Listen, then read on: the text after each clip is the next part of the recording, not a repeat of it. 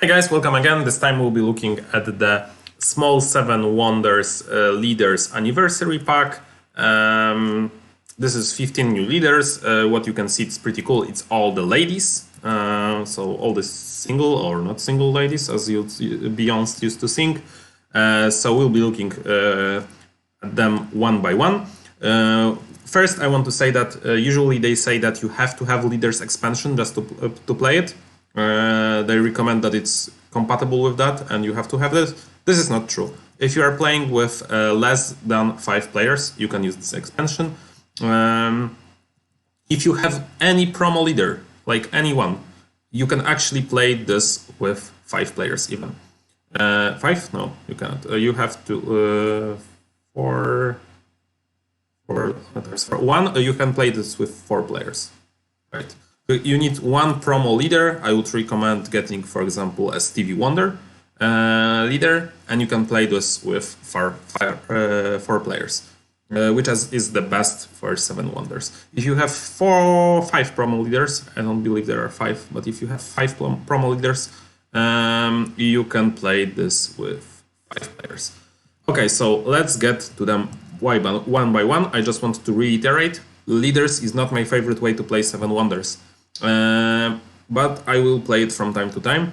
I will give my impression on this expansion, on the leaders, like general from this expansion, after we get through all of them. But leaders is my not favorite way to play, just because it kinda imbalances the game.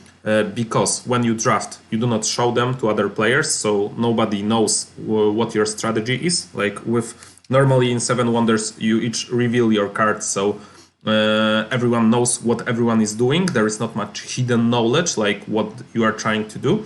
With leaders, you kind of don't know what everyone drafted, and also you do not have many choices. You get 4 leaders, you draft 4 of them, so you do not have like one that you discard normally in 7 Wonders, and also 4 is just not enough. So the combos usually happen on accident. You need to judge the leaders one by one. Okay, without further ado, let's go. First we have Theano. Theano at the end of the game gives you 5 points if you have more green than your neighbors. And it counts like you have to have more than opponent left and more than opponent right. This is a series, and also they introduced a cool mechanism here where you pay for how much, which era it is. So Theano will cost you 1 gold in era 1, 2 gold in era 2, and 3 gold in era 3, naturally. This is a series of leaders like this, and I think this is a pretty cool design space with the cost, depending on the era, because in the 3rd era you have the most knowledge about what you are doing. So if you are winning already in green very heavily, it's very safe to play her. On the other hand, in the 1st era, it's kind of a gamble because you don't know, and it also is a strong signal. So it's actually, as a design, I would rate it much higher because it actually solves a lot of my problems with leaders that I just talked about. As a card, judging from 1 to 5 stars, I would give her actually a 4-star rating. She's not that powerful, but green strategies can be forced, and she is pretty good at them. A 5 point for 3 gold is actually a handy benefit. So just because she's in green, she will get 4 stars. I can see her as 3-star also. I wouldn't mess around with it any more than 3 or 4 stars, but I'm giving her a 4-star rating.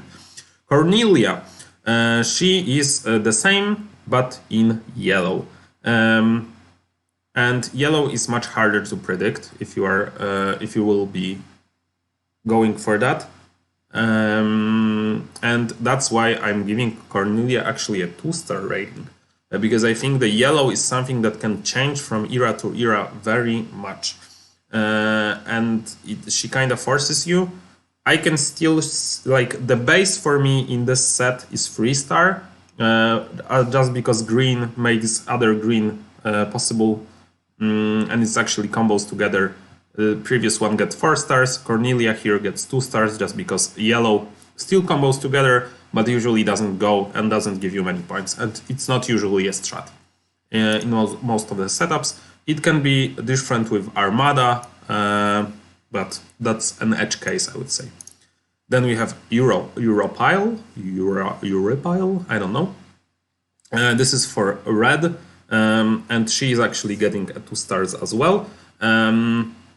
She like red strats are also very hard to predict. Sometimes people will go crazy on red. You do not want to have many reds. You kind of want to win red cheap. So this is not actually something that's great, but she can be decent. I still can see, like, I would rate both her and the previous one as 2.5 stars, to be honest. But I can see 3-starring her for sure. Then we have Freen. She's the same one for blue, and with blue actually I think you can force it, and I'm more inclined to give her 3 stars, and that's what she will receive. But yeah, you still have to be careful. I still think the green one is usually the best. Then we have Makeda. She's the last one of the set, and she gives for the most gold. And gold is actually like the hardest to predict, I think. But at the same time, she's the easiest one to play in the third era. But on the other hand, you lose the most on playing her on the third era. And that's why she's getting a 2-star rating as well. She's not bad, she's just tricky. But she introduces another, like, all of them are very fun designs because they introduced another like layer to the game, another race. And it's 5 points, so it's nothing breaking, but it's pretty fun. So power level wise, I think the green one is the strongest one. The blue one is the second one, and the other ones are kind of the same. But yeah, design-wise, I think they're pretty fun. Then we have Agrippina. She's a very specific leader because she costs you 1 point only, and you get 7 points if she's the only leader that you've played. And actually, I'm a huge fan because then you can just play leaders. As gold or as wonder stages. And I would really encourage you to do that if you have this. I'm actually giving her 5-star rating. I know it might be high, but like 7 points is really good out of your leaders. And you like, let's say that you throw 2 leaders, get her out, so you're getting 5 gold and 7 points out of your 3 leaders. That's net though. That's pretty good. Like you haven't spent anything on them, so that's like 9 points almost out of leaders. And some of them it's gold, so it's actually better. The cost is very low. It's hard to imagine it being any lower. So that's very good. I'm giving her a 5-star. One thing to point out: you can actually hate draft a lot once you get her. You can actually try to just grab the best one, not for your strategy, just disrupt other strategies, and that's an advantage as well. Then we have Thalassemia. She works like a memoriam from the 7 Wonders Cities Anniversary pack, so you get kinda like a memoriam. You get rid of all of your losses. At best, you can play her in era 3, where you get rid of up to 4 losses. With, I don't know, with Armada you can get rid of more, but that's an edge case as well. And every other player needs to sacrifice a victory point token. Very fun. Counter red, so I actually like that. Red is a little too powerful, I think, in the base game, just a tiny bit. I'm giving her a 4-star rating just because of how much mess she can make. I can see her as 3-star, but yeah, she is pretty good. No, I think she should be 3 stars just because like everyone chooses which token they discard. So if they do not have one token, they need to discard. No, they actually yeah, they actually can discard one token, and if they do not have them, they need to discard a free token. So she can be like a 7-point swing compared to some other players, but it will happen rarely. Usually she will be like 4, 5, maybe 3 points. So that's a 3-star. But it actually matters to which players you are racing. So she can be really good in a green strat. That's what I'm trying to say, because the red players will get a lot of points from red, and here you're actually countering this. So that's actually a 3-star for Thalassemia. Then we have Gorgo, and she is the previous one was to counter red. This one is pro red. You get points for a pair of tokens, and Gorgo can actually be worth 9 points if you get all of the red wins. But she is like, she costs a lot, but she can be deployed in the third era when you like have gold for her, and you like planned, and you already have some points, and you already had a lead in red. And I'm actually giving her a 5-star rating because of how powerful can be, and how she is shaping as your red leader. Like with her, you can actually play a lot of red, and it matters. Like 18 in red with her is actually 27. If you can get the support of some other red, she can be like a backbone of red that you add a splash of leaders to support, like for example a Europile here. So just because she shapes your strat, and she's actually very good at this, that's why I'm giving her a 5-star rating. Also because if you do not like pan out in red, you can just not play her and be fine. You do not need to play her early. You can deploy her late. Next we have Nyctocreris. She gives you like, here they kind of doubled down on the design space. If you are playing with a red her in H3, you would get 5 points. If you are playing her in H2, you'd get 3 point victory token, and H1 you get just 1 point. So basically, she's unplayable in H1 because it's always better to discard her, unless you have like very specific cards, but you cannot really know that you like. But she can be. One thing to note is that she can be a really neat support to Gorgo. She can like help you out if you do not have this, but like she can guarantee you Gorgo, for example, in era 3. But like at best she is 5 points for 3 gold, which is not bad. I think Cleopatra costs more, and that's why she's getting a 4-star rating still. 5 points for 3 gold, nothing to scoff at. She is just pretty decent when played in era 3. I wouldn't play her in era 2 and never play her in era 1. I think they could have just printed this as a 3 gold for, yeah, but they kind of wanted to be cool. Then we have Siniska. She gives you 6 points. Another pro red leader. She gives you 6 points when you do not have any losses for red. And she's actually pretty good as well. You can actually just go for red when you have her. She's good enough. Just playing her in era 1 or even era 3. She's getting a 4-star rating. Pretty decent. Then we have Roxane. She gives you 2 gold every time your neighbor builds a wonder stage. So let's say you are sitting next to 2 wonders that just produce, just have 3 stages. So she will give you probably 12 gold. Depending on who you are sitting next to, this can be, of course, up to even 16 when you are next to Gizabi and Great Wall, or some, I don't know, some custom-made wonders. She can also be as low probably as, I don't know, 6 gold. But I think she's still pretty good. I will give her 5 stars. that's just like so much gold that you are getting over time.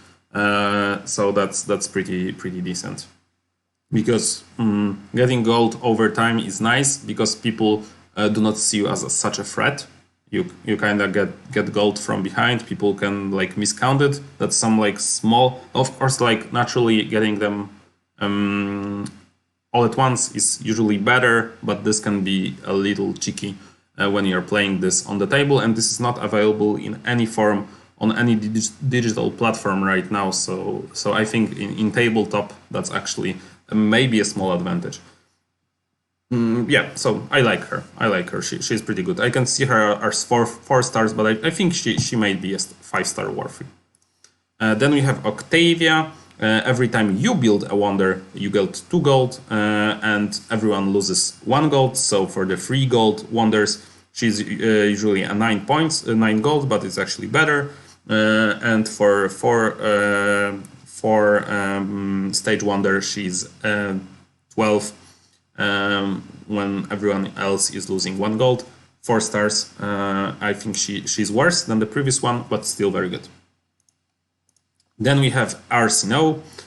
She gives you 4 gold, and everyone loses else depending on which age you play her in. She's also pretty decent. She's the leader that's always better to play than discard. Because even in H1 you are getting actually 2 gold more worth of stuff. 4 stars. Very cool leader. Then we have Anthenduana or something, where you get.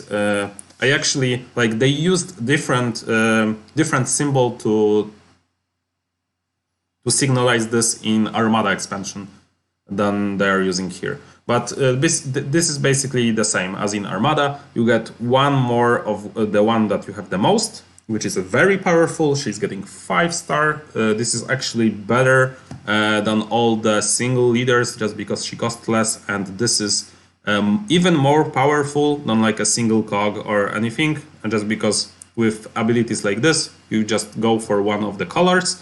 This is 5 or 6 stars even. Like it's too good.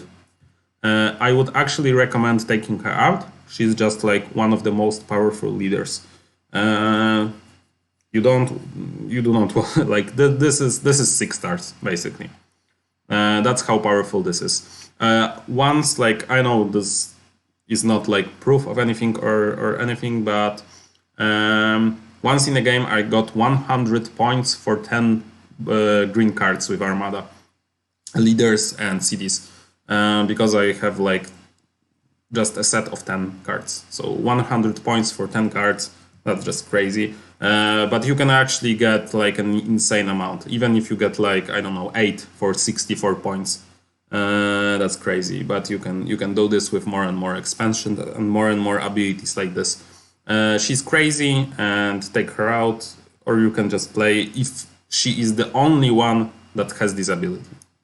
The more and more abilities like this you introduce into the game, the better they all are, because they all synergize with each other like crazy. And the last one that we have is Agonist, and this is how you introduce a green ability. You can actually change one of the symbols to another one, and she has a varying gold cost, and she's a I would say for a green strat, she's actually, like, if you're going for a color, then she's better. I would say 3 stars, just because you have to kind of like, she doesn't, like, she needs another card to make something else good. So that's not that great. But this is a great design. This is, I wish they introduced more cards like this, so you can actually just change some other stuff, and she's not that powerful. Overall, my impression, probably you can say, tell it already, this is much better than the leaders itself. As Cities anniversary pack was disappointing, this is very, very pleasing. These abilities are great. They're very fun to use just as a one-offs. They combo with each other. I really recommend you get this if you like leaders. I kinda really like this expansion. Much better than the initial leaders. I think the discrepancy is less here. Even as I rated something as 2 stars and 6 stars, they're still very playable. Like you can just they take more work. That's why they get less stars. But they are still very playable. Very, very fun expansion. Just get it. So hopefully you guys enjoy it. See you later. Bye.